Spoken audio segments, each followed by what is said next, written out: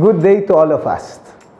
Today, we mark another first in the city of Parañaque with the distribution of our Parañacash cards, containing the city government 5,000 cash assistance to those who have not received any financial help from the national government. We are proud to say that this financial assistance comes directly from the city government and represent our sincere desire to help our fellow Parañaqueños during these very difficult times brought about by the COVID-19 pandemic. The initial distribution covers 7 barangays with around 10,000 beneficiaries out of an estimated total of 45,000 beneficiaries in the entire city. We have already validated 40,000 applications for the Parañacash program, and we hope to distribute all their Parañacash cards in the coming days ahead. The distribution of the Parañacash Ion cards from Union Bank of the Philippines is significant in many ways because it signals the new normal. It signals the innovation that we are undertaking to make our lives easier and safer despite this pandemic. The Parañacash card, for one, is multifunctional. It serves as an ATM card that you can use to withdraw money directly from automated teller machines anywhere.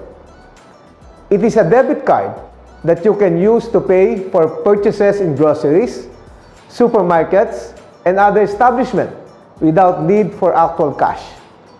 Likewise, the Parañacash card is a savings account that which can use to deposit your extra savings. This is very important because, as we all know, not everyone has a bank account since many people do not meet the requirements for opening such an account. This in itself is an important step towards financial inclusion for our people. With the Parañacash card, many of our citizens will finally become a part of our financial and banking systems, which has long been a dream of our economic managers. And the best part about the Parañacash card is that it requires no minimum balance. You can withdraw the entire 5,000 cash assistance and the card will remain valid for several years. This is why it is very important that you take care of your Parañacash card, because we will use this in the distribution of additional financial assistance in the future, and you will need not to register again as long as you have your Parañacash card. We will also expand the Parañacash program to cover not only financial assistance, but also the other cash distribution programs of the city for our senior citizen pensions and benefits, among others. In other words, the Parañacash program is just the beginning of our cashless transaction, which we believe shall become the norm in the years to come.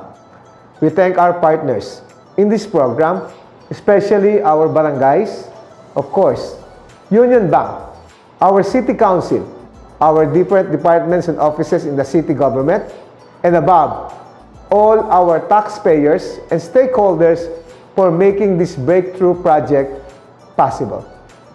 Above all, we take our constituent, the noble people of the city of Parañaque, for keeping your trust and confidence in your city government. Rest assured that we shall remain dedicated to keep Parañaque a safe and progressive city. Maraming salamat po at magandang araw muli sa ating lahat. God bless us all.